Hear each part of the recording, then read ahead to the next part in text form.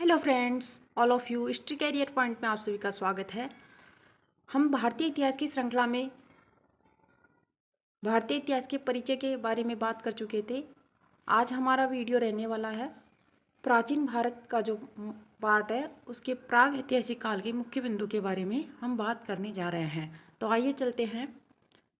स्रोतों के आधार पर इतिहास को 3 भागों में बांटा गया: प्राग ऐतिहासिक काल, आदि ऐतिहासिक काल और ऐतिहासिक काल, यानी कि प्री हिस्ट्री, प्रोटो हिस्ट्री और हिस्ट्री।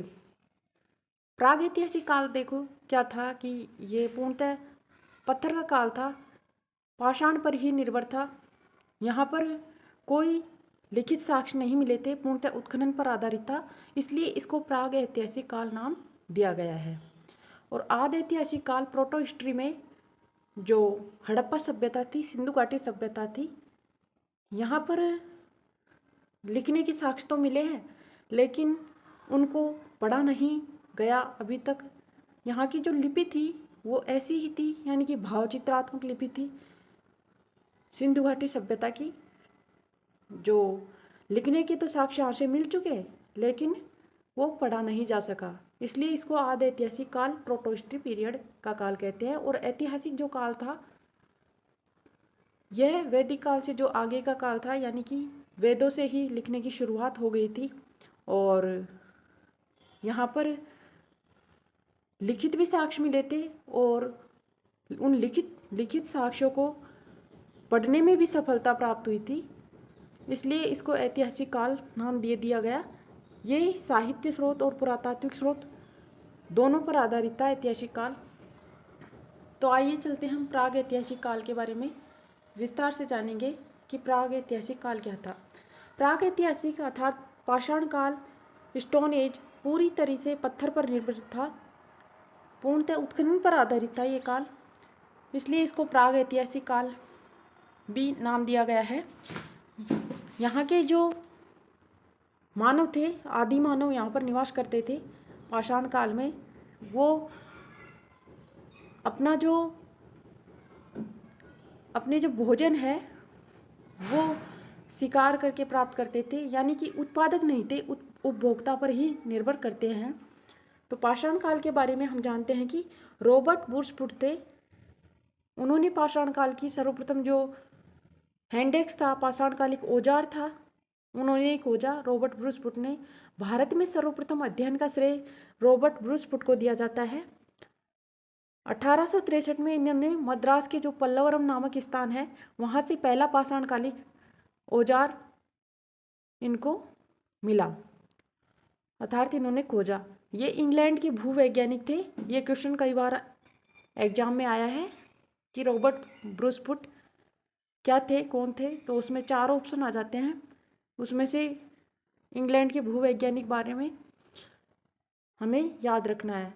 प्राग ऐतिहासिक काल के, क्योंकि इन्होंने पहला पाषाण कालिक जो है औजार, हथियार इन्होंने खोजा था, इसलिए इन्हें भारतीय प्राग ऐतिहासिक काल का जनक भी इन्हें कहा जाता है। किसको? रॉबर्ट ब्रूसफुट को। तो अगर पूछे कि भारत में सबसे पहले प्राग ऐतिहासिक काल का अध्ययन किसने किया, तो रॉबर्ट ब्रूसफुट ने किया था। इन्होंने प्रथम कुल्हाड़ी खोजी थी मद्रास के पल्लवरम से, और ये एक भूवैज्ञानिक थे। और पहला जो पाषाण कालिक हथियार था, औजार था, वो हैंडेक्स थी, अर्थात कुल्हाड़ी, पत्थर की कुल्हाड़ी। तो देखिए आगे चलते हैं मुख्य आगे बिंदु के बारे में। जर्गेनस थॉमसन ने 1820 में, सॉरी ये यहाँ पे जर्गेनस थॉमसन ने पाषाणकालीन और लोह युग और कांस्य युग, इन तीनों के बारे में प्रागैतिहासिक काल को बांटा। डी टेरा पीटरसन हुए थे, ये कैम्ब्रिज विश्वविद्यालय से आए थे। इन्होंने 1935 में कश्मीर और पंजाब और शिवालिक क्षेत्रों में जो है प्रागैतिहासिक काल, स्टोन एज के साक्ष्य खोजे थे। अब देखिए ये बहुत इम्पोर्टेंट है, कई बार एग्जाम में पूछा जा चुका है कि भारतीय पुरातत्व के जनक किसे कहते हैं, किसे कहा जाता है। तो ये वेरी वेरी मोस्ट इम्पोर्टेंट, इसे याद कीजिएगा कि अलेक्जेंडर कनिंघम को भारतीय पुरातात्विक पुरातत्व के जनक, देखिए भारतीय पुरातत्व के जनक तो अलेक्जेंडर कनिंघम आएगा, और प्राग ऐतिहासिक काल के जनक के बारे में पूछे तो रॉबर्ट ब्रूसफुट आएगा। अब ये पाषाण काल है, पाषाण काल को भी 3 भागों में बांटा जा चुका है, पुरापाषाण काल, मध्यपाषाण काल, नवपाषाण काल। तो आइए हम एक एक के विषय में विस्तार से चर्चा करते हैं। पहले ही हम इनके काल के बारे में बात करेंगे। तो पुरापाषाण काल का जो काल रहा वो 25 लाख BC से 10,000 BC तक रहा। और जो मध्यपाषाण है, मध्यपाषाण का काल का अध्ययन 10,000 से 4,000 BC तक हम कर सकते हैं। BC मतलब ईसा पूर्व, अर्थात BC और AD में यह अंतर है कि ईसा मसीह के जन्म से पहले का जो समय था, बिफोर आफ्टर, और बाद वाला समय ईसवी सन और ईसा पूर्व। नवपाषाण काल का यहाँ पर रहता है 10,000 BC से 1,000 BC। अब आइए इनके जो है इनके चरण कह दीजिए, पार्ट कह दीजिए कि कौन कौन से चरण में, कौन कौन से काल में कौन कौन से चरण आए। तो यहाँ पर पुरापाषाण काल को भी 3 भागों में बांट दिया गया है, पूर्व पुरापाषाण काल, मध्य पुरापाषाण काल, उच्च पुरापाषाण काल। यहाँ पर पूर्व पुरापाषाण काल, मध्य पुरापाषाण काल, उच्च पुरापाषाण काल, इन तीनों का हम विस्तार से अध्ययन करेंगे। ये एक स्ट्रक्चर था आपके सामने, यहाँ से हम बहुत कुछ सीख सकते हैं। अब इतना सारा तो पॉसिबल नहीं है, बट जो भी मुख्य बिंदु है उसका हम यहाँ पर अध्ययन कर रहे हैं। लगभग जो क्वेश्चन आने होते हैं वो इसी पार्ट से आ जाएंगे। यहाँ पे जो अपन ने बनाए हैं बिंदु, उन्हीं से क्वेश्चन पुटअप हो जाएगा। आइए हम पुरापाषाण काल की विशेषताओं के बारे में जानें। तो यहाँ पर जो मानव था वो आदि मानव था, आखेटक था, आखेटक अर्थात शिकारी को ही आखेटक बोलते हैं।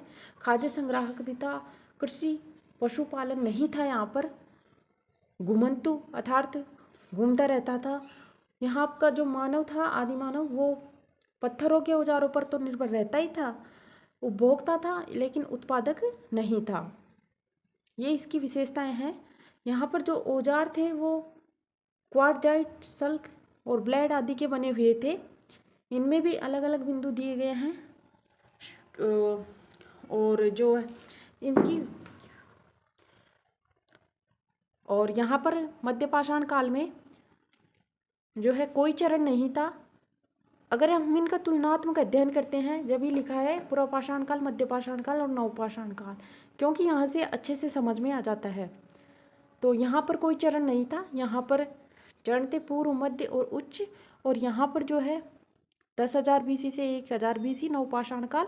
और ये जो इसके बीच का काल था उसमें इसको संक्रमण काल नाम दिया गया है, मध्यपाषाण काल और नवपाषाण काल के जो बीच का समय था उसको। तो यहाँ इनकी विशेषताओं के बारे में हमने बात कर ली। मध्यपाषाण काल की विशेषताओं आखेटक तो बने रहे, खाद्य संग्राहक भी थे, लेकिन यहाँ से क्या हुआ कि पशुपालन की शुरुआत हो गई और प्रथम जो पालतू पशु था वो कुत्ते को बनाया गया।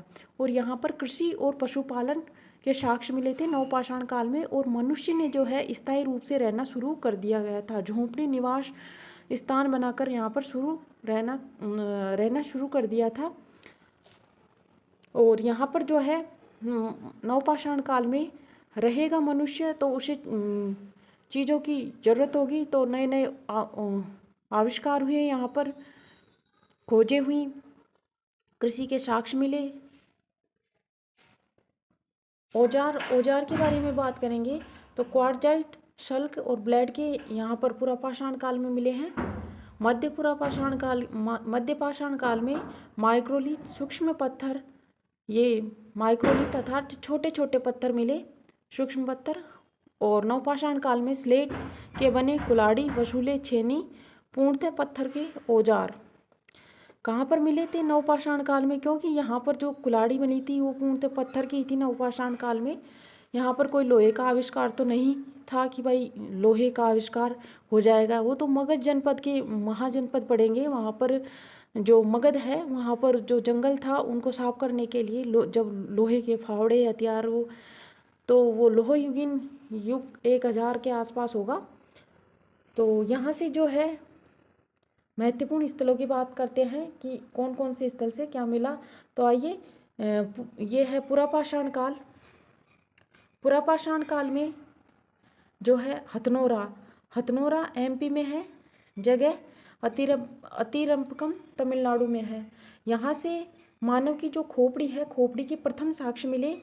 जीवाश्म की खोज की किसने? अरुण शोकिया ने 1982 में। होमो इरेक्टस मिले नर्मदा घाटी से।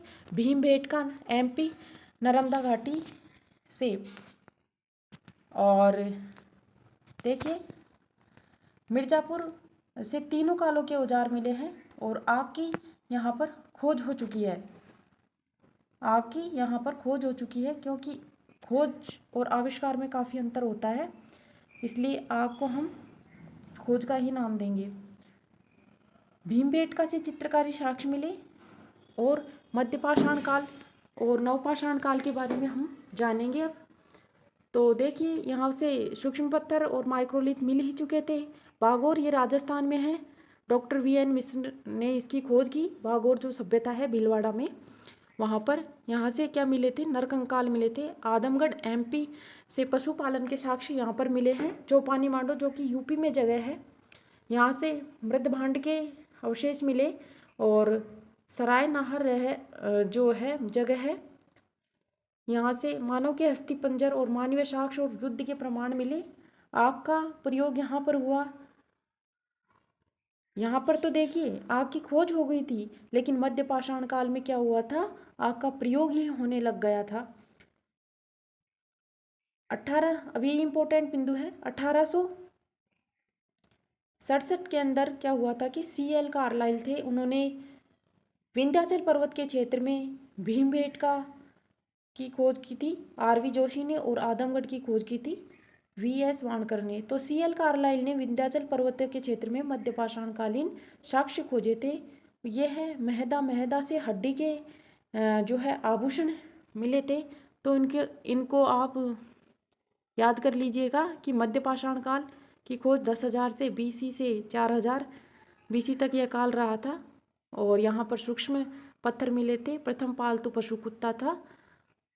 बागोर भीलवाड़ा ये सूक्ष्म पत्थर, ये सब। अब आइए नवपाषाण काल के बारे में चलते हैं। तो नवपाषाण काल 10,000 से 1000 BC तक का काल रहा। मध्यपाषाण और नवपाषाण काल के जो मध्य का जो काल आया था उसको संक्रमण काल के नाम से जाना गया। यहाँ पर जो है मानव कृषि स्थायी रूप से रहने लग गया था और कुंभकारी कला भी यहाँ पर आई। यहाँ पर कृषि के जो प्रथम प्रमाण थे वो मिले थे मेहरगढ़ से जो पाकिस्तान के बलूचिस्तान में है। तो यहाँ के मुख्यतः जो औजार थे, हथियार थे, वो स्लेट के बने हुए थे। कुल्हाड़ी, वसूले, छेनी, पूर्णतः ये पत्थर पर आधारित थे। गर्तावास ये कश्मीर में जगह है। बुर्जहोम का अर्थ होता है जन्म का स्थान। तो यहाँ से गर्तावास मिले थे। कब्र, यहाँ से मालिक के साथ कुत्ते को दफनाया गया था, उसके साक्ष्य मिले थे। गुप्तकाल में कश्मीर में है। और चिरांद जो बिहार में है, यहाँ से हड्डी के उपकरण मिले। कोलीडवा से प्रथम चावल के जो प्रमाण थे वो कोलीडवा से मिले। कोलीडवा बेलन घाटी यूपी में है। और पीकी हल से भस्म के टीले अर्थात राख के टीले मिले। एस माउंड यहाँ से, क्योंकि यहाँ पर जो पशु नवपाषाण काल में क्या होते थे कि पशुओं को जो बाड़ा होता था पशुओं का, उनको रखने के लिए जो गोबर इकट्ठा होता था, उन गोबर के टीलों को जला दिया जाता था और उनसे जो है जलने के बाद में राख बचती थी, उसके टीले यहाँ से मिले हैं पिकी हल से। नवपाषाण काल में आप सभी को पता है कि पहिए का आविष्कार हो गया था, क्योंकि कृषि की शुरुआत हो गई थी। तो यहाँ का जो मनुष्य था वो स्थायी जीवन जीने लगा था। झोंपड़ियाँ, ये घर बनाकर और बनाएगा तो वहाँ पर आवश्यकता भी महसूस होगी, इसलिए मृद भांड का भी आविष्कार होने लगा। कुंभकारी कला अस्तित्व में आ गई थी यहाँ पर। और कृषि का भी जो कृषि थी, रागी और कुल थी, वो कृषि के साक्ष्य मिले थे। पहला जो कृषि का साक्ष्य था वो पाकिस्तान के बलूचिस्तान से मिला। 7000 ईसा पूर्व की बात है। कृषि की शुरुआत हो गई थी मेहरगढ़ से, और गेहूं के प्रचुर मात्रा में प्रमाण मिले थे। नाव का जो है निर्माण यहाँ पर शुरू हो गया था। पत्थर की कुल्हाड़ी यहाँ पर मिली थी नवपाषाण काल में, और इसकी नवपाषाण काल की जो खोज थी वो लैमसियर नाम के जो व्यक्ति थे, उन्होंने 1860 में टोश नदी यूपी में कर दी थी। तो ये एक संक्षिप्त रूप से हमारा जो प्राग ऐतिहासिक काल था उसके बारे में जानकारी दी है। तो देखिए, हम इसके बारे में बात कर चुके हैं। प्राग ऐतिहासिक काल क्या था, कितने भागों में इसको बांटा गया था, कौन कौन से, पुरापाषाण काल में क्या था, मध्यपाषाण काल में क्या था, नवपाषाण काल में क्या था। अब नेक्स्ट जो वीडियो आएगा इसके इम्पोर्टेंट बिंदुओं के विषय में हम अध्ययन करेंगे। तो thank you for my watching video.